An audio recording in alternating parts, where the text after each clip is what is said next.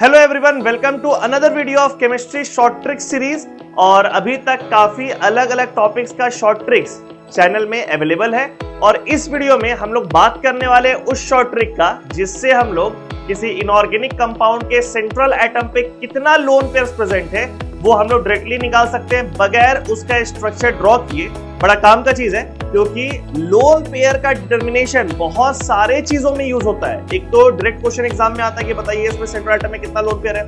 Hybridisation निकालने में काम आता है, शेप, स्ट्रक्चर, उसमें बॉन्ड एंगल कितना है, बॉन्ड एंगल कंपैरिजन जब दूसरे मॉलिक्यूल से होता है उसका बात हम लोग करते हैं, डाइपोल मोमेंट कंपैरिजन का बात करते हैं। बहुत सारे डिफरेंट फील्ड्स है जिसमें कि आपको सेंट्रल एटम में लोन पेयर निकालने का जरूरत पड़ता है। और कई बार ऐसा होता है कि आपको स्ट्रक्चर नहीं पता होने की वजह से आप लोन पेयर नहीं निकाल पाते हैं। यहां पे आप लोगों को बताएंगे कि बिना स्ट्रक्चर के आप सेंट्रल एटम पे लोन पेयर कैसे निकाल सकते हैं।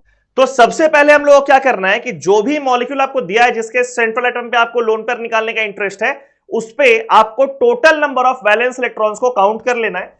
यहां पे हम लिख देते हैं total number of valence electrons और इस पूरे सम को आप डिवाइड कर दो 8 से, डिवाइड कर दो 8 से। तो बाबू किसी भी नंबर को आप जब किसी एक पॉजिटिव इंटीजर से डिवाइड करते हैं तो यहां पे निकल करके आता है कोशेंट प्लस रिमाइंडर। अब ये मेरे को आपको बताने का जरूरत नहीं पड़ना चाहिए कि कोशेंट और रिमाइंडर किसको बोलते हैं, बहुत बेसिक मैथमेटिक्स है। तो यहां पे इस डिवीजन के बाद निकल के आएगा कोशेंट और रिमाइंडर। ये जो कोशेंट निकल के आता है, वैसे अगर किसी को कंफ्यूजन भी है तभी हम एग्जांपल बताने वाले, ये जो कोशेंट निकल करके आता है it indicates number of sigma bonds on central atom. Central atom के पास कितना सिग्मा बॉन्ड है ये बताएगा ये कोशेंट। और ये जो रिमाइंडर आप लोगों को दिख रहा है ना, इस रिमाइंडर को आप डिवाइड कर दो 2 से और ये जो रेशियो निकल के आया रिमाइंडर डिवाइड बाय 2 ये आपको बताएगा number of lone pair of electrons on central atom. ठीक है, बहुत बेसिक सा कैलकुलेशन है। क्या करना है हम लोग को, total number of valence electrons को पहले डिवाइड कर देना 8 से, कोशेंट और रिमाइंडर निकल करके आएगा। जो कोशेंट निकल के आएगा वो हो जाएगा नंबर ऑफ सिग्मा बॉन्ड्स जो कि उस सेंट्रल एटम के पास है, और रिमाइंडर बाय 2 ये निकल के आएगा कि उस पर लोन पेयर कितना प्रेजेंट है। ठीक है, अब हम लोग को काम तो था सिर्फ लोन पेयर निकालने का, लेकिन साथ में एक एड ऑन हम लोग को सिग्मा बॉन्ड में निकल जा रहा है। और सिग्मा बॉन्ड और लोन पेयर को अगर आप ऐड कर दो तो वहां पे बनेगा नंबर ऑफ हाइब्रिड ऑर्बिटल्स, जहां से कि आप हाइब्रिडाइजेशन में डायरेक्टली निकाल सकते हैं। वैसे हाइब्रिडाइजेशन निकालने का शॉर्ट ट्रिक पहले से अवेलेबल है चैनल में, डिस्क्रिप्शन में लिंक भी दिख रहा होगा आप लोग को। और अदरवाइज आप इस तरीके से भी यहां पे एक ऑल्टरनेट तरीका होता है, number of hybrid orbitals is equal to क्या हो जाएगा इसमें, तो ये जो नंबर ऑफ सिग्मा बॉन्ड्स निकल करके आया है वो plus number of lone pairs जो निकल करके आया है वो, दोनों को आप ऐड कर दो, it will give you the number of hybrid orbitals और वहां से हाइब्रिडाइजेशन निकल के आ जाएगा। अगर हाइब्रिड ऑर्बिटल आया 2 तो हाइब्रिडाइजेशन sp, हाइब्रिड ऑर्बिटल आया 3 sp2 एंड सो ऑन। खैर इस वीडियो में हम लोग हाइब्रिडाइजेशन का बात नहीं कर रहे, एड ऑन इंफॉर्मेशन हम लोग बात कर रहे हैं लोन पेयर कैसे निकालेंगे। तो आप देखिए कुछ एग्जांपल्स जिससे हम लोग निकालेंगे लोन पेयर कैसे कैलकुलेट करना इस जुगाड़ से। XeF2 में मेरे को जेनन पे निकालना है कि लोन पेयर कितना प्रेजेंट है। तो जेनन ग्रुप 18 का है, उसके पास वैलेंस इलेक्ट्रॉन्स है 8, फ्लोरीन के पास वैलेंस इलेक्ट्रॉन्स होता है 7, तो 7 into 2 14 प्लस 8 22, यानी कि total number of valence electrons हो गया इसमें 22। इसमें कोई दिक्कत नहीं होना चाहिए, सबका वैलेंस इलेक्ट्रॉन्स जोड़ दिए। जेनन का है कितना 8 और फ्लोरीन 2 into 7, तो ऐड कर दिए 22। इसको डिवाइड करेंगे आप 8 से तो इसमें कोशेंट निकल करके आएगा 2 और रिमाइंडर निकल करके आएगा 6। This one is quotient, this one is remainder. तो ये जो 2 है this is number of sigma bonds on xenon. Xenon के पास जो सिग्मा बॉन्ड है वो ये 2 है। अब ये जो 6 निकल के आया उसको क्या करना है हम लोग को, तो पीछे देख चुके हैं हम लोग, ये जो रिमाइंडर उसको 2 से डिवाइड कर देंगे। तो इस 6 को जब 2 से डिवाइड करेंगे तो वैल्यू आ जाएगा 3 and this 3 is nothing but lone pair, number of lone pairs on xenon. तो मेरे को लोन पेयर अगर निकालना था जेनन पे तो ये निकल गया, 3 लोन पेयर उसे प्रेजेंट है, 2 सिग्मा बॉन्ड प्रेजेंट है, 2 + 3 5 that gives you sp3d hybridisation. खैर वो एड ऑन इंफॉर्मेशन है। तो ये एक एग्जांपल हुआ, ऐसा और भी एग्जांपल्स है, हम लोग और एग्जांपल देखते हैं इसमें। जैसे एक अगला एग्जांपल देखते हैं, जेनन का ही कंपाउंड है XeF4। ठीक है, HCF4। अब HCF4 में जेनन के पास वैलेंस इलेक्ट्रॉन्स 8, फ्लोरीन के पास कितना होता है 7, तो 4 इंटू 7 डिवाइड बाय 8, तो 4 इंटू 7 यानी कि 28 प्लस 8 यानी कि 36 डिवाइड बाय 8, तो quotient comes out to be 4 which is number of sigma bonds, plus remainder also comes out to be 4, कोई दिक्कत तो नहीं, 8 4 32 और रिमाइंडर आ गया 4। इस रिमाइंडर 4 को 2 से डिवाइड किए, 2 आ गया विच is number of lone pairs किसके पास, तो सेंट्रल एटम यानी कि जेनन के पास कितना लोन पेयर प्रेजेंट है, तो 2 लोन पेयर प्रेजेंट है इस केस में। ठीक है, आगे बढ़ते हैं, कुछ और एग्जांपल देखते हैं। जैसे मान लीजिए यहां पे लिखते हैं NaClO3, NaClO3, NaClO3 में जो सेंट्रल एटम है यानी कि क्लोरीन, सेंट्रल एटम क्लोरीन, इस पे निकालना है मेरे को कि लोन पेयर कितना प्रेजेंट है। ठीक है, that is equal to sodium के पास वैलेंस इलेक्ट्रॉन्स 1, क्लोरीन का वैलेंस इलेक्ट्रॉन 7 और ऑक्सीजन 3 है यानी कि 6 into 3 18 divide by 8, that is equal to कितना हो गया यहाँ पे 26 divide by 8, so quotient comes out to be 3 and remainder comes out to be 2, so when remainder divide by 2 that gives the value 1 is the number of lone pairs on chlorine।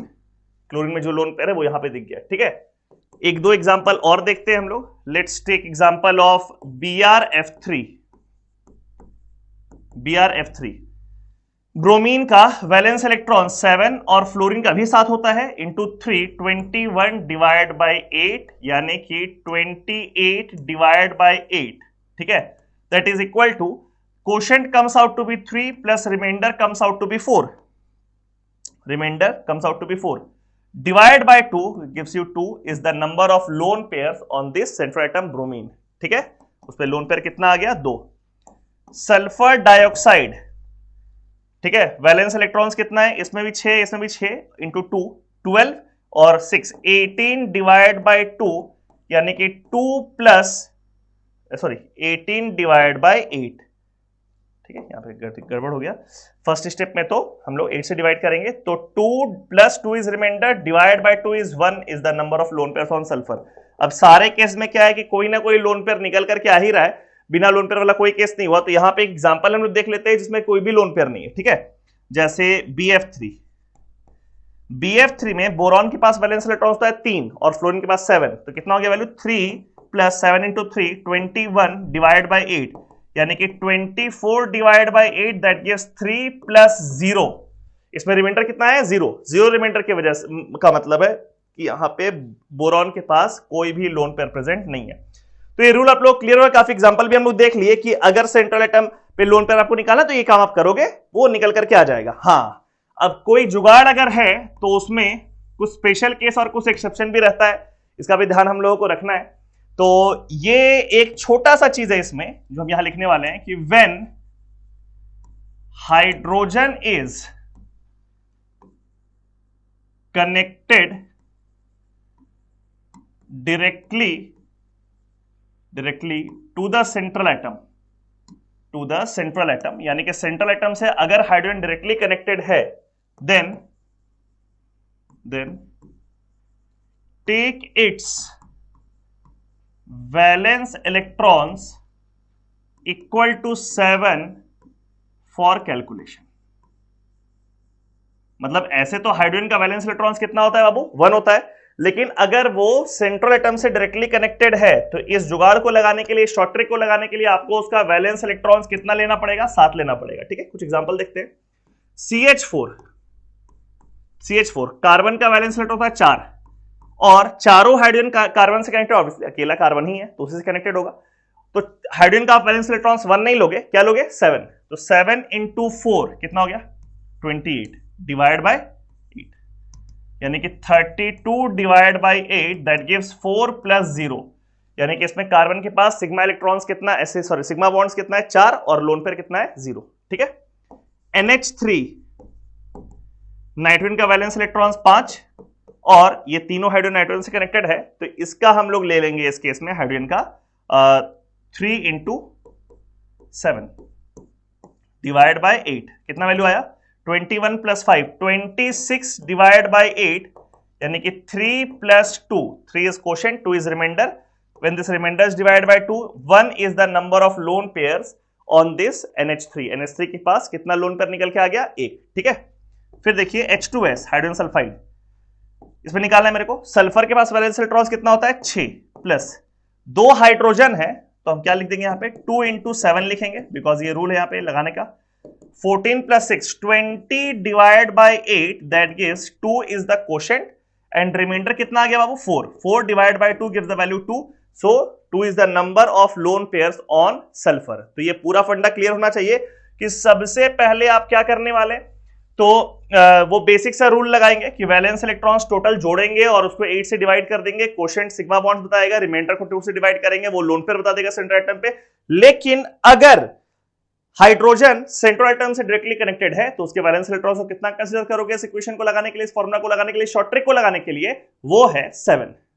So that's it, we are done with this short trick and I hope ये short trick आप लोगों के लिए examination point of view से काफी helpful लगे। अगर आप लोगों को लग रहा है कि आपके एग्जाम में हेल्पफुल होगा और अभी तक जो क्वेश्चंस आप बनाते आए थे उसमें भी आपको एक कंफर्ट दे रहा है ये एक नॉलेज एक्स्ट्रा होने का, तो वीडियो को लाइक कर दो, चैनल को सब्सक्राइब नहीं किया तो सब्सक्राइब कर लो, दोस्तों के साथ, क्लासमेट्स के साथ इस वीडियो को जरूर शेयर करो, और पुराना शॉर्ट ट्रिक वीडियोस भी अगर अब तक नहीं देखो तो उसको देखो, हो सकता है कि वो भी आपके काम का हो और आगे आने वाले वीडियोस का वेट करो। Thank you so much, all the best.